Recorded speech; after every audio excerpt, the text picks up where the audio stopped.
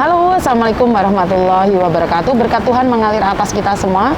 Semoga semua makhluk bahagia. Dan ini pertama kalinya saya live di luar, karena kebetulan saya ada di Pok Fulam hari ini. Saya sedang mau ke rumah sakit, check up. Sekali lagi terima kasih yang sudah subscribe, like, dan share pada teman-teman yang lain.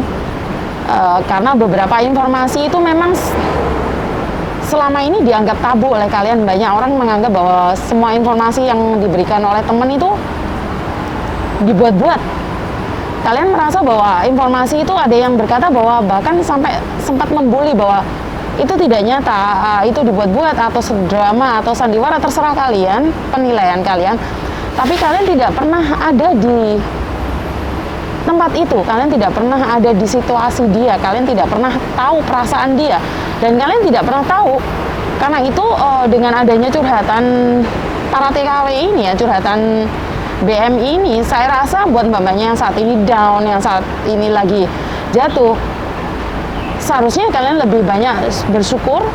Kenapa? Di luar sana itu yang sudah mengalami bahkan dideportasi karena kesalahan sepele, seperti kerja 2 rumah itu kan sudah dikatakan tidak boleh, kerja 3 rumah itu sudah dikatakan benar-benar tidak boleh, tapi ternyata masih banyak dari cece-cece kita itu yang melanggar. Sebenarnya bukan cecenya yang melanggar ya, karena majikan yang menyuruh dan kita tidak bisa ngomong, kita tidak bisa menolak. Kalau ditolak kita yang di interminate, kan serba salah mbak. Jadinya kita ini apa ya, serba nggak bener juga ya. Kalau diturutin kita masuk penjara, nggak diturutin kita dipecat. Dan sampai saat ini tidak ada konsekuensinya bagi majikan gitu loh.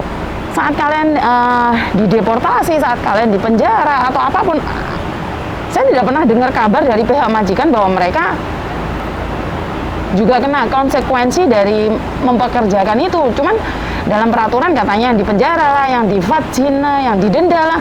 Tapi pada kenyataannya tidak gitu loh.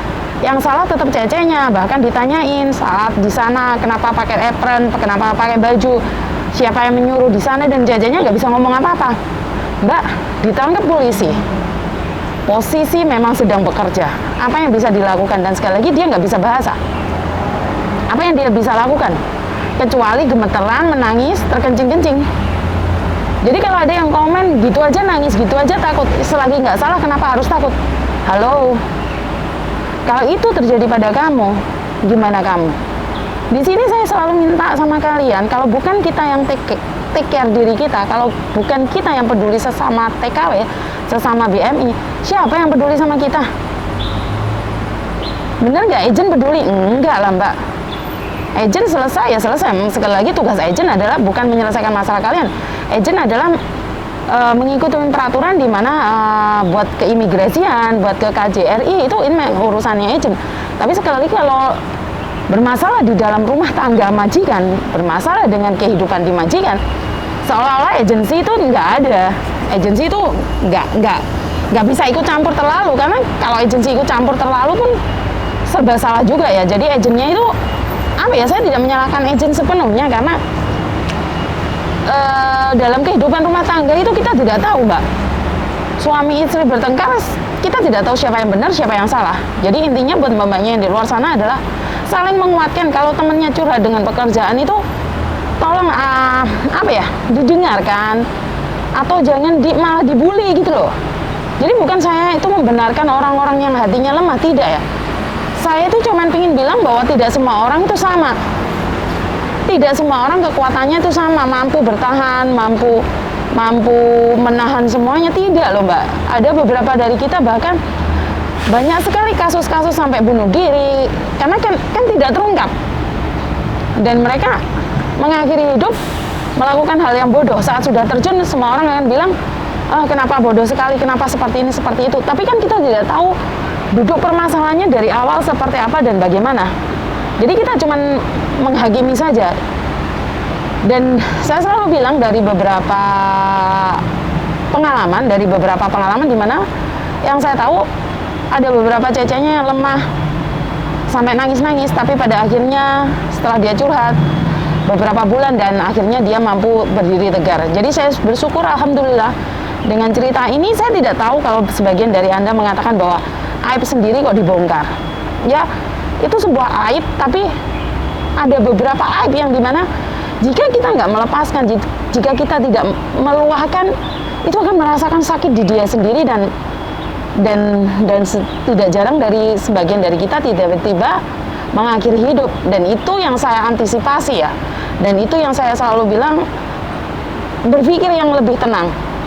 Jadi buat mamanya yang di luar sana, daripada jarimu membuli sesama temanmu yang bermasalah, lebih baik jarimu sama-sama mendoakan temanmu yang bermasalah agar dia dikuatkan. Dengan adanya curhatan ini, saya selalu memohon pada kalian untuk pengertiannya, karena kita berdiri di tempat yang berbeda ya Mbak, pengalaman yang berbeda. Ya mungkin kamu dapat majikan yang cerewet, tapi kan backgroundnya keluarga kamu yang di Indonesia atau keluargamu yang lainnya itu selalu mendukung kamu, makanya kamu kuat. Tapi orang lain kenapa lebih sering menangis, lebih sering kecewa? Karena mungkin keluarganya di Indonesia butuh duit terus, kasih sayang nggak ada, anak sakit-sakitan, suami selingkuh, di sini dapat majikan nggak baik, otomatis kan tekanan dia bertubi-tubi, dan dia nggak ada tempat untuk curhat. Punya teman dibohongin temen lagi, uangnya dibawa kabur temen lagi. Jadi buat mamanya di luar sana, saya selalu memohon untuk jangan pernah menghakimin temennya. Dan kalau lihat judul, dibuka dalamnya juga, jangan lihat judul aja atau dibaca atasnya aja. Kayak kemarin saya share job tentang jaga ular. Nah itu kan banyak yang komen mereset dari target ya. Jadi saya buat itu buat bercanda, tapi kalian cuma lihat judul dan fotonya sekarang sudah tegang. Padahal saya dibilang di bawahnya itu bercanda, mengurangi kesetresan kita. Nah ini yang saya selalu katakan, jangan melihat judul saja. Kalau kita melihat judul saja, kita tidak tahu apa yang terjadi. Begitu juga dengan kalau kita melihat seseorang, jangan mudah menghakimi. Kalau kita terlalu mudah menghakimi, kita keliru. Kita tidak tahu apa yang kita katakan, kita tidak tahu apa yang kita informasikan. Jadi saya selalu bilang buat mbak-mbaknya di luar sana, saling mendukung satu sama lain. Jika bukan Anda yang mendukung sesama TKW, siapa lagi? Dukungan itu sangat penting buat saya dan Anda untuk lebih baik lagi, untuk masa depan yang lebih indah lagi, dan memperjuangkan hak-hak kita sebagai pekerja Indonesia. Sekali lagi, saya selalu berulang-ulang ngomong, jangan pernah mau jadi saksi, jangan pernah memberikan informasi, dan jangan pernah memberikan data kita pada orang lain. Dan kalau ada teman yang minta nomor rekening kalian, aku udah ngomong berkali-kali Mbak, nggak boleh.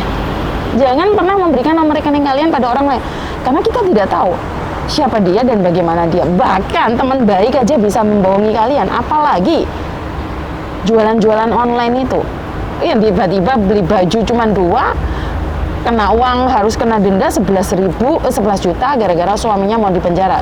Nah di situ itu yang saya merasa bahwa ada sesuatu yang aneh, dimana kita tidak tahu apapun yang terjadi. Dan dalam segala hal lebih baik perhitungkan dan kondisikan, dan jangan pernah ceritakan ini pada orang lain, karena sekarang bermacam-macam modus, bermacam-macam orang mencoba untuk melakukan penipuan. Kalau zaman dulu, zaman ibu saya itu tentang pulsa saja ya, dibohongin pulsa, katanya dapat mobil lah, dapat ini. Sekali lagi, jangan tamak. Kalau kita berpikiran bahwa menanam uang 300, memberi orang uang 1 juta, maka kita akan mendapatkan mobil, itu mustahil Mbak. Dan saya sempat berbicara dengan ibu saya karena dulu tidak tahu ya, katanya dapat hadiah mobil dengan cara memberikan pulsa pada orang lain dan tidak ngomong sama kita sebagai anak-anaknya gitu loh. Ibu saya sudah kirim pulsa berkali-kali, bahkan nomor rekeningnya ibu saya dikasihkan, pada akhirnya mobilnya nggak datang, uangnya yang hilang. Ini pengalaman, bukan saya nyindir kalian ya, ini pengalaman keluarga saya sendiri, bahkan itu terjadi gitu loh.